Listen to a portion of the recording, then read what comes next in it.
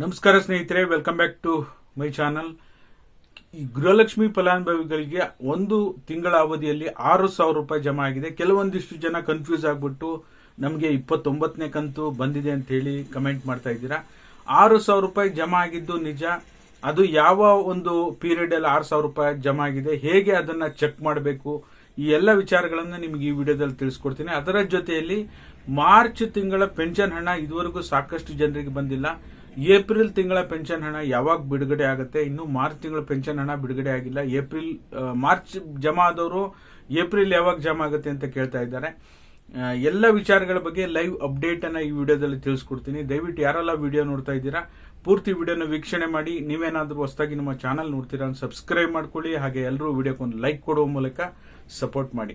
ಮೊದಲನೇದಾಗಿ ಹೇಳಬೇಕು ಅಂದ್ರೆ ಗೃಹಲಕ್ಷ್ಮಿ ಯೋಜನೆಗೆ ಸಂಬಂಧಪಟ್ಟ ಹಾಗೆ ಈಗ 29 ಕಂತುಗಳು ಬಹುತೇಕ ಜನರಿಗೆ ಜಮಾ ಆಗಿದೆ. 29ನೇ ಕಂತು ಈ ಕ್ಷಣದ ಅಪ್ಡೇಟ್ ಅಂದ್ರೆ ಈಗ ಇವತ್ತು ಬೆಳಗ್ಗೆ ನಾನು ಕಮ್ಯುನಿಟಿ ಪೋಸ್ಟ್ ಹಾಕಿದಾಗಲೂ ಸಹ ಸುಮಾರು 75ರಿಂದ 80% ಜನ ಹಣ ಜಮಾ ಆಗಿದೆ ಅಂತ ವೋಟ್ ಮಾಡಿದ್ದಾರೆ. ಇನ್ನು ಕೂಡ ಆಲ್ಮೋಸ್ಟ್ ಇನ್ನೊಂದು 20ರಿಂದ 25% ಜನರಿಗೆ ಹಣ ಜಮಾ ಆಗೋದು ಬಾಕಿ ಇದೆ. ಓಕೆನಾ? ನಾವು ಕಮ್ಯುನಿಟಿ ಪೋಸ್ಟ್ ಹಾಕಿದಾಗ ಒಂದು 5% ಆ ಕಡೆ ಈ ಕಡೆ ಆಗಿರುತ್ತೆ, ಬಟ್ ಅಕ್ಯುರೇಟ್ ಇರುತ್ತೆ ಅಂತ ಹೇಳಲ್ಲ. ಬಟ್ ಅಪ್ರಾಕ್ಸಿಮೇಟ್ ಒಂದು 75ರಿಂದ 80% ಜನರಿಗೆ ಜಮಾ ಆಗಿದೆ ಅಂತ ಹೇಳ್ಬೋದು. ಓಕೆನಾ?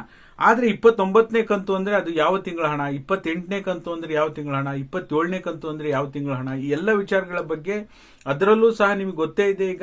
ಈಗ ಪ್ರತಿ ತಿಂಗಳು ಬಾಕಿ ಕಂತಲ್ಲಿ ಒಂದೊಂದೇ ಕಂತು ರಿಲೀಸ್ ಆಗ್ತಾ ಹೋಗ್ತಾ ಇತ್ತು. ಬಟ್ ಆದ್ರೆ ಮಾರ್ಚ್ ಮತ್ತೆ ಈ ಕ್ಷಣದವರೆಗೆ, ಮಾರ್ಚ್ ತಿಂಗಳು ಕಳೆದ ತಿಂಗಳು ಮತ್ತೆ ಈ ಕ್ಷಣದವರೆಗೆ 3 ಕಂತುಗಳು ಅಂದ್ರೆ 6,000 ರೂಪಾಯಿ ನಿಮಗೆ ಜಮಾ ಆಗಿದೆಯಾ ಚೆಕ್ ಮಾಡ್ಕೊಳ್ಳಿ. ಹಾಗಿದ್ರೆ ಮಾತ್ರ ನಿಮಗೆ 29ನೇ ಕಂತಿನ ಹಣ ಜಮಾ ಆಗಿದೆ ಅಂತ ಅರ್ಥ. ಮಾರ್ಚ್ ಮೊದಲನೇ ವಾರದಲ್ಲಿ ನಿಮಗೆ 2,000 ಜಮಾ ಆಗಿತ್ತು, ಅದು 27ನೇ ಕಂತು. ಮಾರ್ಚ್ ಕೊನೆ ವಾರದಲ್ಲಿ ಮತ್ತೆ 2,000 ಜಮಾ ಆಗ್ಲಿಕ್ಕೆ ಶುರು ಆಯ್ತು. ಮಧ್ಯಂತರ 2,000 ಜಮಾ ಆಗ್ಲಿಕ್ಕೆ ಶುರು ಆಯ್ತು, ಅದು 28ನೇ ಕಂತು. ಏಪ್ರಿಲ್ ತಿಂಗಳಲ್ಲಿ ಜಮಾ ಆಗಿದ್ದು 29ನೇ ಕಂತು. ಓಕೆನಾ? ಈ 3 ಕಂತುಗಳು ಪ್ರತಿ ತಿಂಗಳು ಒಂದೊಂದು ಕಂತು ಬರ್ತಾ ಇತ್ತು. ಬಟ್ ಆದ್ರೆ ಒಂದೇ ತಿಂಗಳ ಅವಧಿಯಲ್ಲಿ 3 ಕಂತುಗಳು ರಿಲೀಸ್ ಆಗಿದೆ. 27, 28, 29 ಅಂದ್ರೆ ನಿಮಗೆ 28 ಅಂದ್ರೆ ಜನವರಿ ತಿಂಗಳ ಹಣ, ಡಿಸೆಂಬರ್, ಜನವರಿ, ಫೆಬ್ರವರಿ 27, 28, 29. 29ನೇ ಕಂತು ಅಂದ್ರೆ ಅದು ಫೆಬ್ರವರಿ ತಿಂಗಳ ಹಣ, 28ನೇ ಕಂತು ಅಂದ್ರೆ ಜನವರಿ ತಿಂಗಳ ಹಣ, ಡಿಸೆಂಬರ್ ತಿಂಗಳ ಹಣ, 27ನೇ ಕಂತು. ಓಕೆನಾ? ಇನ್ನ ಮಾರ್ಚ್ ತಿಂಗಳ ಹಣ ಇನ್ನು ಇದುವರೆಗೂ ಸಹ ಬಿಡುಗಡೆ ಆಗಿಲ್ಲ.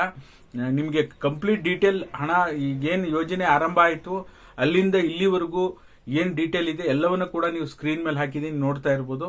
ಹಾಗಾಗಿ ಇನ್ನ ಎಷ್ಟು ಹಣ ಪೆಂಡಿಂಗ್ ಇದೆ ಅಂತ ನೋಡೋದಕ್ಕೆ ಹೋದ್ರೆ ಇನ್ನ ಮಾರ್ಚ್ ತಿಂಗಳ ಹಣ ಬಿಡುಗಡೆ ಆಗಬೇಕು.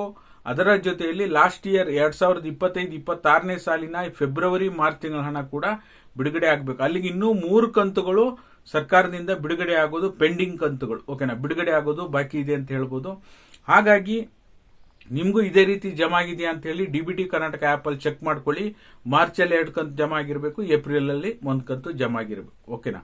ಈಗ ಚುನಾವಣಾ ನೀತಿ ಸಂಹಿತೆ ಇರೋದ್ರಿಂದ ಇವತ್ತು ಬಹುತೇಕ ಜನರಿಗೆ ಹಣ ಜಮಾ ಆಗೋದಿಲ್ಲ.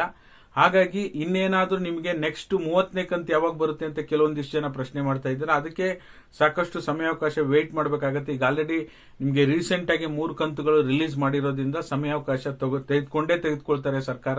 ಮಾರ್ಚ್ ತಿಂಗಳ ಪೆನ್ಷನ್ ಹಣ ಇದುವರೆಗೂ ಒಂದು 50% ಜನರಿಗೆ ಅಷ್ಟೇ ಜಮಾ ಆಗಿದೆ.